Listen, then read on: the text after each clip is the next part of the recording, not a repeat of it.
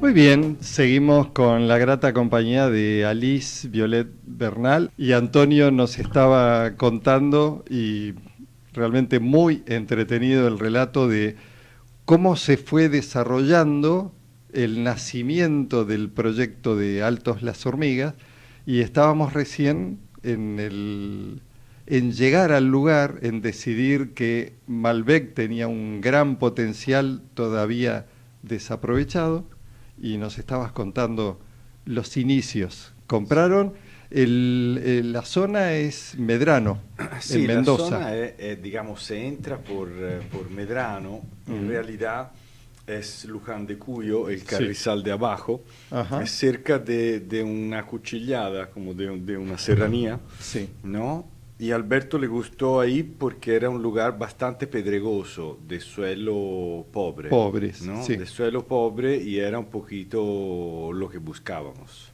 ¿no? Compramos ahí, compramos en un valor que comparado con Italia era conveniente, era interesante.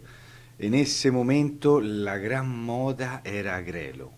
Todo el mundo compraba en Agrelo. Mm. Pero nosotros, como somos contreras, no, ir donde iba todo el mundo no nos atraía y fuimos a buscar ¿no? El otra cosa, desafío, el desafío y también lo que que su intuición no creo que sea aplicable a esto, es su percepción de ir evaluando lo que fueron viendo, le vieron un potencial que tal vez o seguramente otros no lo vieron tanto y terminaron y decidiendo sí, que ahí era un buen lugar. en final, en donde estamos nosotros, uno de los grandes vinos, por ejemplo, de Achaval Ferrer está al lado de Mm, nosotros, ¿no? Finca El ujú, Mirador está al lado sí. de nosotros. Nosotros llegamos antes. No, no, bueno, Alberto es Alberto, o sea, hay grandes profesionales en el mundo del Sí, vino. Roberto Cipresso è un gran enologo. sí. Pero ahí es un hecho, no es que una No, opinión, sin duda, es un es hecho. así, es un Ahí referente, Alberto, sí. llegamos nosotros primero y era un lugar que no nadie lo Lo estaba, valorizaba no, tanto. Ok. no. Empezamos plantando 6 hectáreas de las 50 que compramos y que tenía viña. Mm. Empezamos plantando 6 hectáreas de Malbec en el 1996. Yo, entusiasmado, me fui a vivir con mi mujer por unos meses ahí en la finca Ah, sí, y me fui jugaron. a plantar la viña, ¿no? Prendíamos el calefón de leña en la mañana por hacer una ducha Ah, y yo me iba a plantar con los trabajadores. Tengo que decir que la verdad, al cuarto día me dio un golpe de sol y me quedé en cama tirado. Muerto el entusiasmo. pero No, literalmente sí, entregaste todo. Y sí, mira que dejar Florencia eh, por un claro, lugar con esa alejado. calefacción a leña, un lugar poco familiar para vos y un lugar paradisíaco como es Florencia y sus alrededores, hay que tener decisión y hay que tener ganas, ¿no?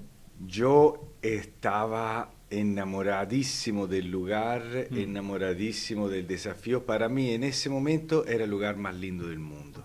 Bien, No qué era, lindo escucharlo. no me importaba nada, me podían dar la Torre Eiffel, yo quería eso, Eso, ¿no? Sí, ahí, sí, esa finca. sí. Y Esa bueno, finca para mí era el máximo, la aventura, estar, ¿no? En ese lugar.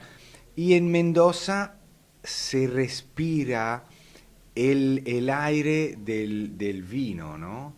En Mendoza el vino no es un injerto, en no. Mendoza el vino ya es profundamente arraigado y cuando llegamos nosotros estaba arraigadísimo. Siempre Quiz- sostengo que Argentina en ese aspecto es considerada en este tema de esas clasificaciones relativamente arbitrarias del Nuevo Mundo sí, y en realidad para mí, culturalmente hablando, es mucho más afín al llamado viejo mundo, a los sí, países europeos sí, que a los países con otra mentalidad que no es, digamos, no es Sí.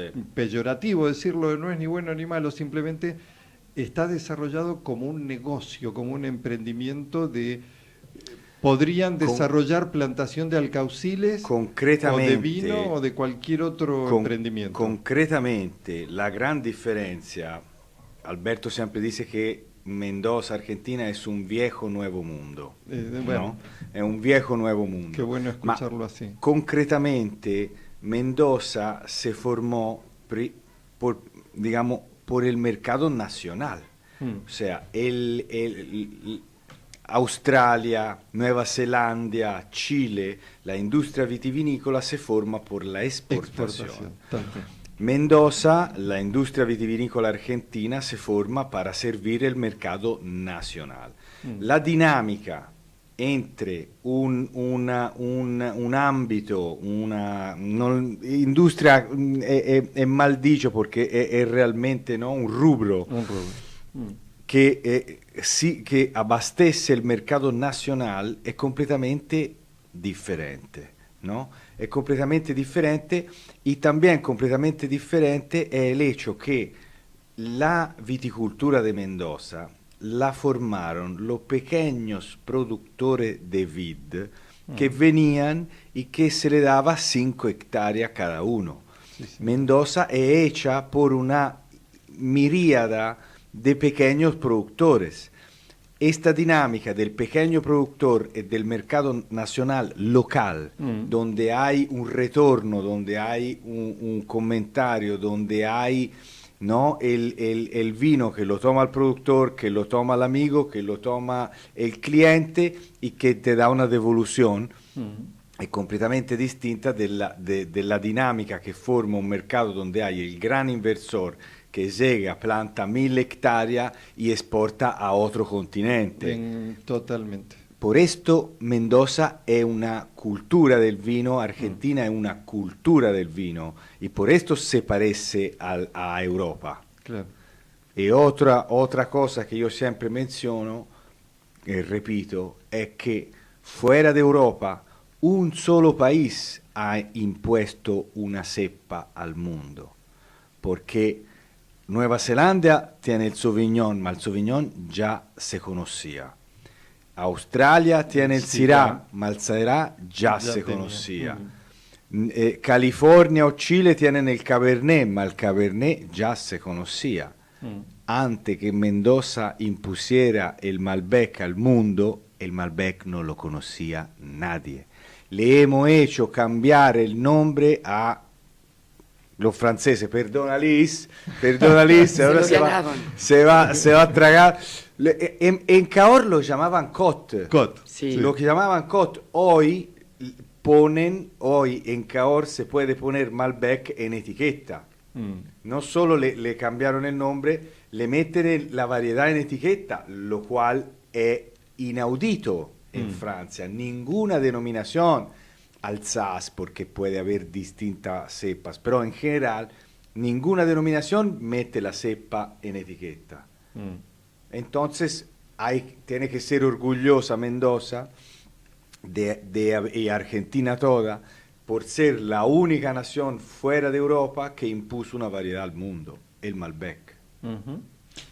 Entonces, con esta idea definida, en Altos las Hormigas arrancaron siendo prácticos, es decir, bueno, Sí. vamos a desarrollar, vamos haciendo bien, empecemos a hacer bien esto. Sí. Focalizaron en Malbec y yo recuerdo cuando apareció Altos las Hormigas en el mercado, fue realmente un impacto, diría, inmediato, un éxito rotundo. una marca con, rara. Con 2 Malbec. Sí, una marca rara porque nosotros estábamos convencidos de hablar español. Aparentemente cuando llegamos nadie nos comprendía, pero nosotros como bueno italiano estábamos convencidos que estábamos hablando español, ¿no? Sí. Yo creo que mucho viejo inmigrante le debe haber pasado lo mismo, ¿no? Que han llegado y nadie le entendía, pero le hacían que sí por no ofenderlo. Dice, cuando iba a pedir cosas en el almacén así, sola, recién llegada, mi padre salía todos los días a cumplir su trabajo, ella ama de casa, y le hablaba del burro Y el burro, El burro. con ese juego de malos entendidos de manteca y del burro, el animal, ¿no? Yo ya le pedía burro y se le mataban de risa y bueno, eso. Hablando sí. de entender metafóricamente. Entonces, ¿o no? digamos, nosotros Altos las Hormigas nos parecía una linda marca y creo que fue una marca que era muy curiosa para ese entonces. Hoy Sí, hay claro. marca muy atrevida. Ingeniosa, pero es cierto que en ese entonces no tanto. Era tan santa o don o O algo, chateau de algo que sonara paquete y Sí. para eso tenía que sonar francés. Francés, sí, Sí. sí.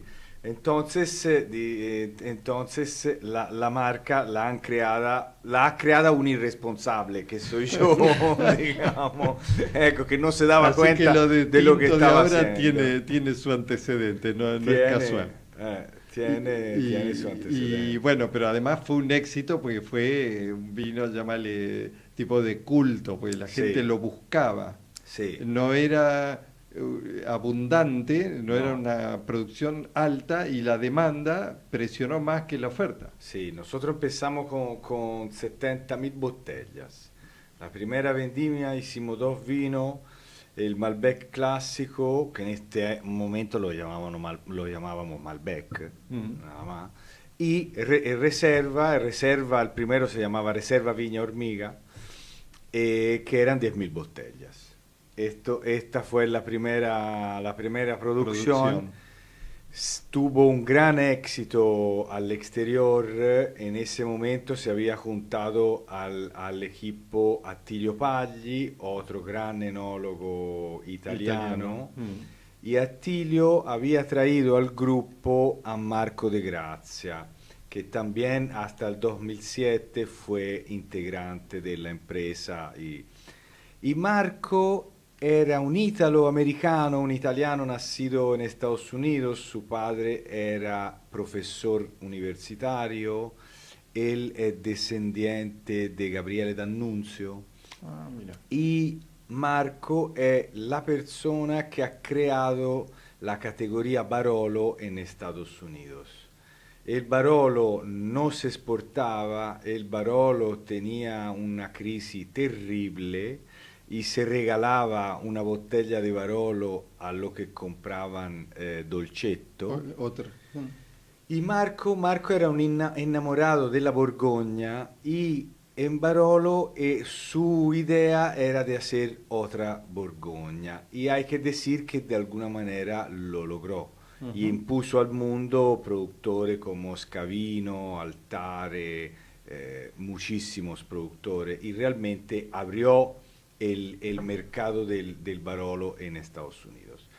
A través de Marco nosotros también entramos con su credenciales, su credibilidad al mercado de Estados Unidos con nuestras cantidades pequeñas, porque el mercado del Barolo es un mercado muy de élite, no solo por precio, sino también porque el Barolo es un vino tannico, no es un vino fácil, Exacto. es un vino en donde es un vino que toman las personas que realmente le gusta el vino, que tienen ya una evolución del paladar de un cierto... Es un segmento muy definido Sí. y puntual del mercado. Exactamente. Pero digamos a través de Marco también en la época tenía acceso a Robert Parker, que en ese momento era el dios del vino. Sí, era ¿no? el que bendecía. Después, hoy Robert Parker es muy criticado, pero hay que recordar que Robert Parker es la persona que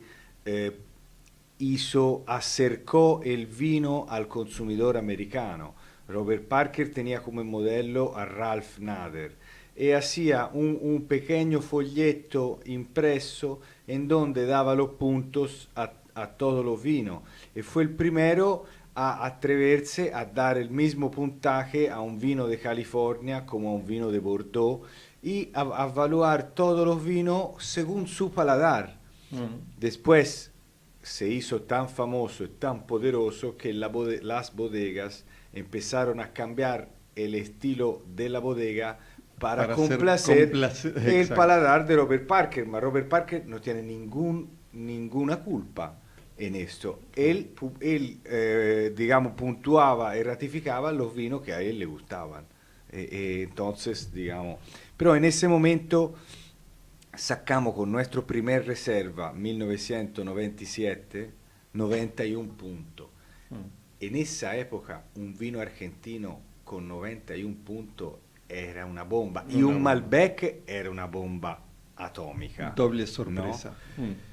Yo tengo la fortuna un poquito de haber visto este incendio, yo lo llamo, del Malbec, ¿no? Alberto hizo su primer Malbec en el 96 con Nieto Senetiner, el Cadus 1996, que es el verdadero, auténtico primer Malbec moderno. El primer Malbec moderno, a mi entender, a mi opinión, es el Cadus 1996 de Nieto Senetiner, cuando estaba Adriano Senetiner, Sí.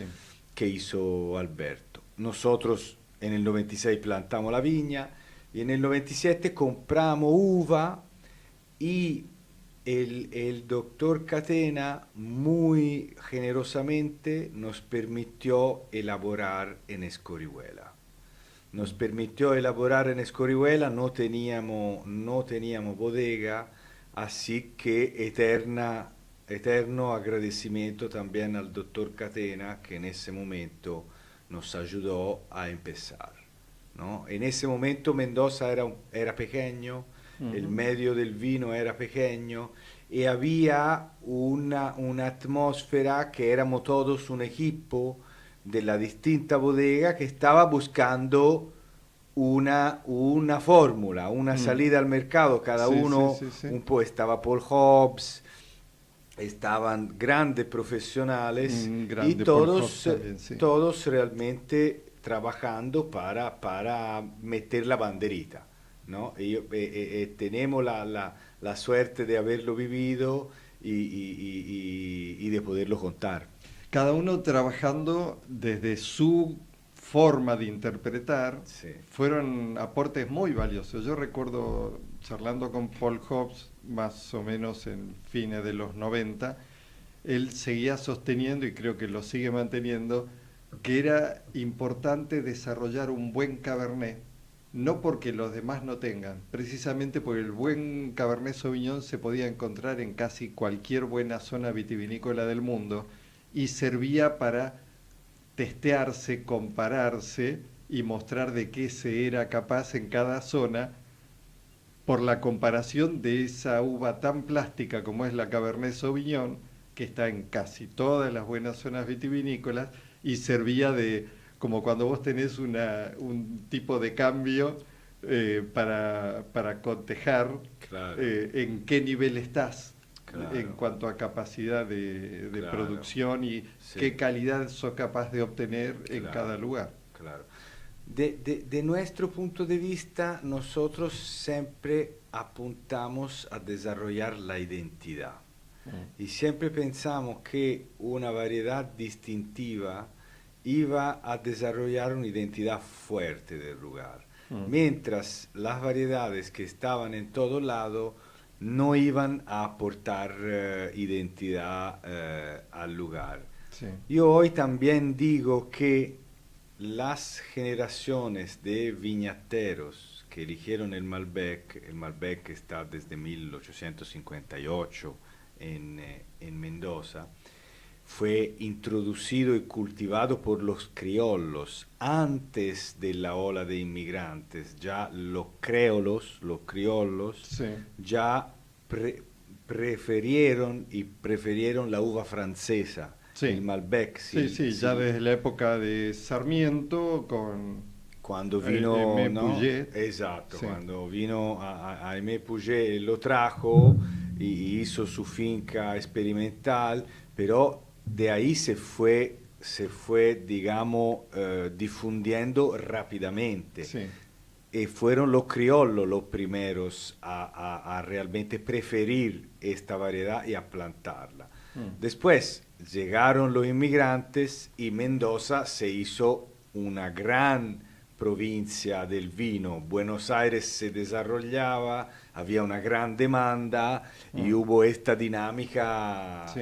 fantástica. Que fue confluyendo en la llegada del ferrocarril a fines del 1800, que facilitó, hizo mucho más viable Claro, la llegada el y transporte, el tema de comercio. competitividad en los precios, por Sí. los costos de transporte que mejoraron con el tren. Sí, Fue una suma de factores que fue todo suma, no hubo claro, sumas y restas, fue todo claro. suma y hubo un desarrollo fenomenal. Fenomenal. Y con un consumo, lo que vos describías con tanta claridad antes respecto de cómo se componía la masa de productores Sí, y cómo se componía los consumidores. los consumidores. Eh, y para aprovechar este tiempo que está interesantísima la charla, estoy disfrutando de escucharte esta descripción.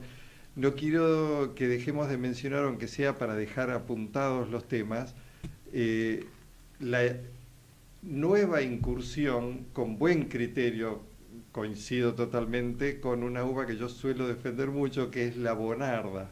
Gracias. La Bonarda, que es una uva muchas veces menoscabada. Sí, No nos vamos a detener demasiado en si que Bonarda, si es realmente Bonarda, si es derivación de lo que llamamos Bonarda, y esa uva Bonarda del tipo que predomina en el este mendocino, sí, que también hay algo, no sé si es exactamente igual, pero hay otro foco importante en el sur, sí. en San Rafael. en San Rafael, sur mendocino, pero en el este hay, de hecho, creo que fue por los años 60, creo que era la uva que tenía más superficie Más plantada. superficie. Cuando cayó el Malbec se arrancó muchísimo Malbec. Sí. El Malbec cayó hasta 10.000 hectáreas de, creo, 60.000 que había tenido en su máximo auge. Y Bonarda, me acuerdo un número que yo no sé Hoy si es 18.000. Exacto, era Hoy es 18.000 18.000. y sigue siendo, pues Y sí, sigue yo me acuerdo siendo. de ese número 18.000 Sí. como que predominaba. Hoy el Malbec está en 32 o 33.000. Ha vuelto a subir desde Muchísimo. los Sí. primeros años 2000. Ha empezado su nuevo auge. Y ustedes, digamos. digo, le pusieron el ojo también a esa variedad que muchos decían, bueno, sí, más o menos. Más allá de si se logra el top de calidad, que eso también es bastante subjetivo, creo yo, pero ponerle que haya coincidencia en muchos enólogos que el top de calidad se puede conseguir con otras variedades como Cabernet Franc, como el mismo Cabernet Sauvignon o el mismo Malbec. Pero el Bonarda tenemos la ventaja comparativa que es una uva buena, bonita, barata, Sí. gusta, Sí. es una uva que suele dar vinos muy, como vos definías al principio de esta charla, en la búsqueda de vinos bebibles, Sí. agradables, redondos, gastronómicos, que no Sí. tiene por qué ser tomado mal, porque hay un vino para cada ocasión. No estás todo el día vestido de smoking. Hay ocasiones... Yo siempre hago el ejemplo del Beaujolais en Francia, ¿no? Mucha gente asocia el Beaujolais con el Beaujolais Nouveau, ma el Beaujolais Nouveau es una cosa, el Beaujolais es otra cosa, ¿no? El Beaujolais en Francia es el vino del bistró. Cuando tú vas al bistró y vas a comer algo en familia, tú te tomas un Beaujolais típicamente. Y es un vino de gran placer, es un vino gastronómico, es un vino que acompaña una variedad de platos y es un vino que en Francia es muy respetado. Nadie piensa de competir con lo grande Borgoña o con lo grande Bordeaux. Pero el Beaujolais en la mesa del francés que conoce, como prácticamente todos los franceses, la comida y el vino y el disfrute, el Beaujolais es el Beaujolais y no se discute. Exacto. En mi opinión, la Bonarda cumple esta función. Cumple esta función de ser un vino gastronómico, un vino con amplio espectro de maridaje posible, un vino para abrir en un momento, no en el momento en el cual queremos filosofar sobre el vino, ma en el momento en el cual queremos compartir una copa, charlar ¿no? Aliviar la mente, la tensión del día y disfrutar. Es un rico vino, un Claro. vino rico, Rico, tal cual. un vino rico. Y eso lo han desarrollado en Colonia Las Liebres, Colonia Las Liebres, bajo sí. la etiqueta esa. Sí, Colonia Las Liebres. Hoy Alice me preguntaba, me decía, ¿ma de dónde sale La palabra que colonia, porque la liebre, bueno, lo podemos entender, pero colonia, Sí, en la colonia. cabeza de un italiano, ¿a qué se refiere? A ver, No, Graciosa la respuesta. io sempre, en esa época todavía era un poco joven, un poco rebelde, un poco contrera, ¿no? Y a mí no me convencía que los vinos argentinos tuvieran que tener nombres franceses o nombre de chateau o algo, Sí, sí. o nombres ¿no? que hacían pensar en otra cosa que no es acá, claro, ¿no? sí. Entonces, y la palabra colonia siempre acá era como asociada como con un lugar alejado. Entonces, prácticamente, si vos vivías en una colonia algo, te tenía que avergonzar de vivir en Colonia Los Amigos o en Colonia no sé qué. Sí. Y yo decía, mira, en la finca, cuando estamos en la finca, estaremos fuera del mundo y fuera de todo. Es un lugar magnífico, fantástico, y yo quiero que la gente entienda que es un lugar magnífico y fantástico, que no hay que estar avergonzado de vivir en Colonia Los Amigos, porque es un paraíso Colonia Los Amigos, y tenemos liebres. ¿Okay? No hay pont, no hay chateau, no hay castillo, no hay nada de eso, pero tenemos compañía de liebres. liebres. Ecco, tenemos liebres. Ecco. Okay. Buenísimo. Y bueno, y con esa etiqueta identificaron el siguiente desafío, que fue el ofrecer Bonarda al mercado. Bonarda, la segunda variedad más plantada. Otra variedad que habían elegido los pequeños viñateros mendocinos. Claro. No elegida por alguna multinacional que había individuado que en el mercado del país X del otro lado del mundo ese perfil organoléptico podía funcionar. No. No. En la época en la cual no se ponía la cepa en la etiqueta, el viñatero simplemente elegía la variedad que mejor se daba en su zona, con ese clima, con ese suelo. Tal cual. Y el viñatero no se podía equivocar, porque equivocarse quería decir pasar hambre, no tener un menos en el balance de la multinacional. Es subsistencia. Iba a pasar claro. hambre él y su familia, entonces hacía elecciones muy sensatas, muy evaluadas, digamos. Muy evaluadas. Y con ese criterio, como vos bien describías, de el primer encargado de viña, de formación empírica seguramente, pero de una enorme sabiduría de conocer profundamente las características del lugar donde trabajaba y cada rincón, cada detalle y cómo funcionaba ese microcosmos. Esa gente tenía esa sabiduría. Tenía como una percepción instintual del lugar, ¿no? O sea, yo la veo, esa gente todavía, hay personas así que tienen su viñita de 5 hectáreas donde han nacido, donde ha muerto el padre, donde ellos se han criado. Se conocen las cepas por nombre, se conocen las cepas una por una, los rincones de la finca. No necesitan ir a ninguna escuela. El padre, el abuelo le enseñaron todo mejor de lo que se puede enseñar en cualquier escuela.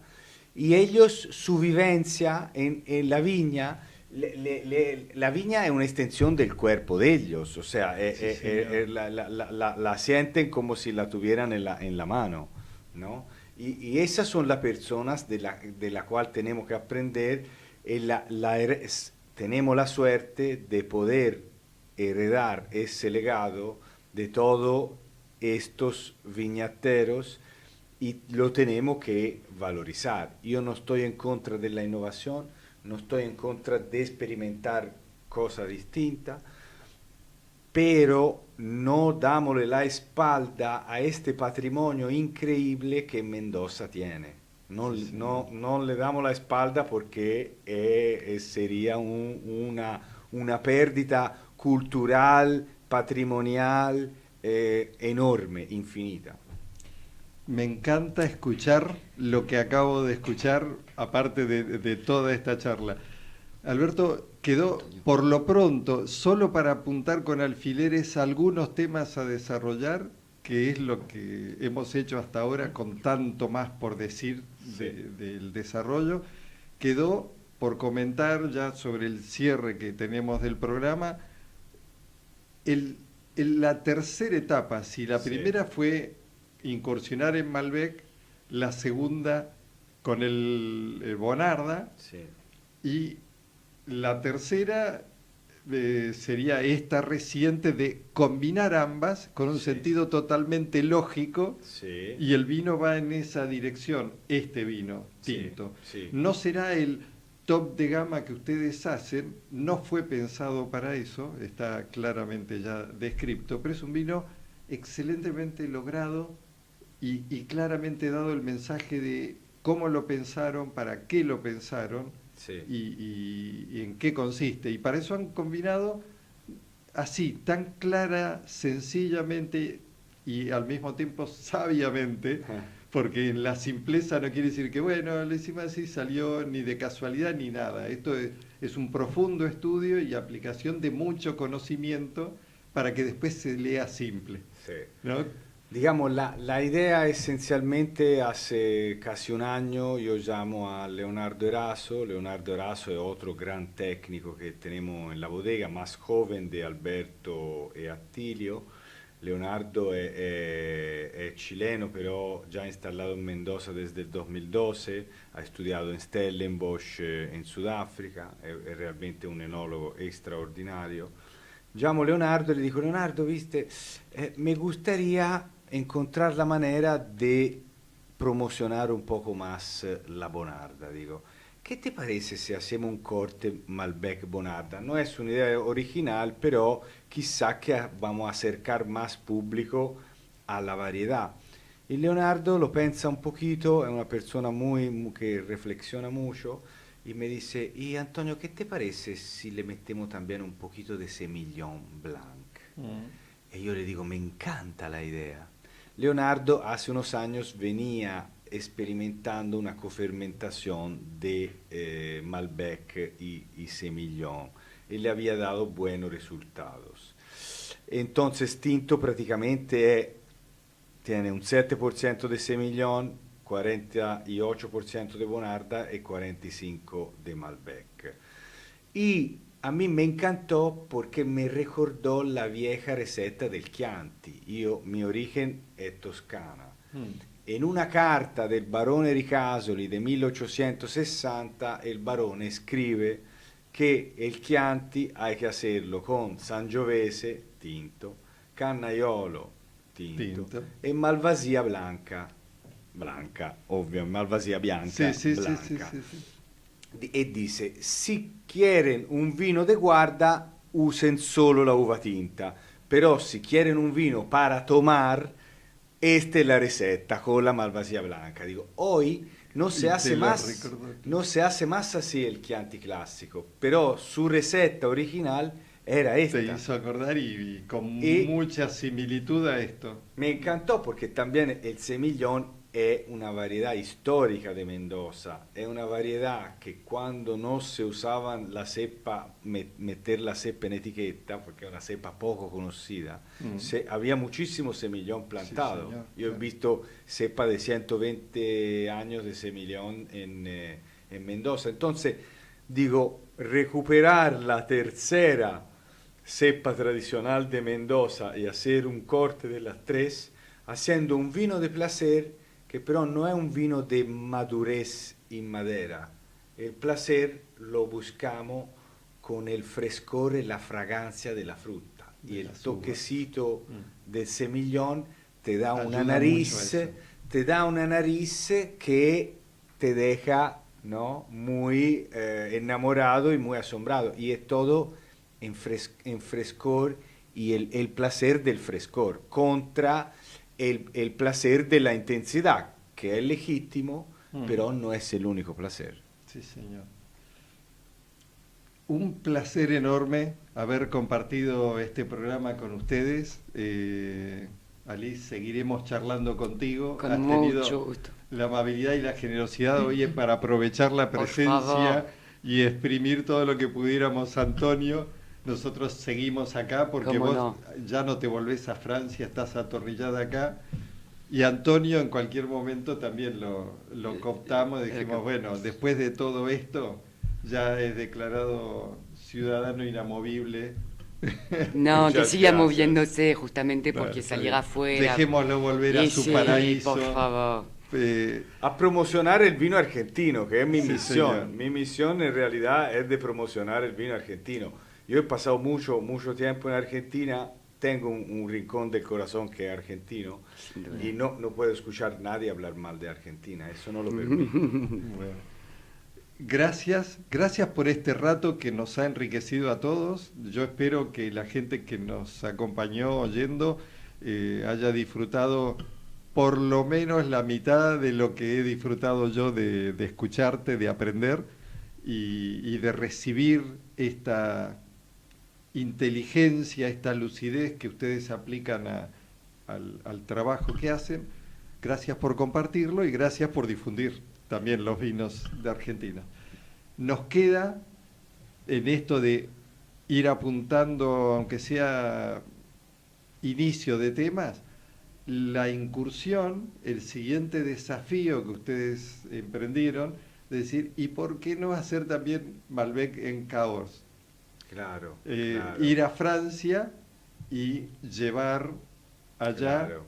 vuestra iniciativa y confrontar, ya lo hemos charlado en su momento con Alice, el tener esa no dualidad, esa comparativa de vinos hechos en un terruño con características diferentes y tener la opción de probar Sí, y de ofrecer esas alternativas a ustedes, ¿no?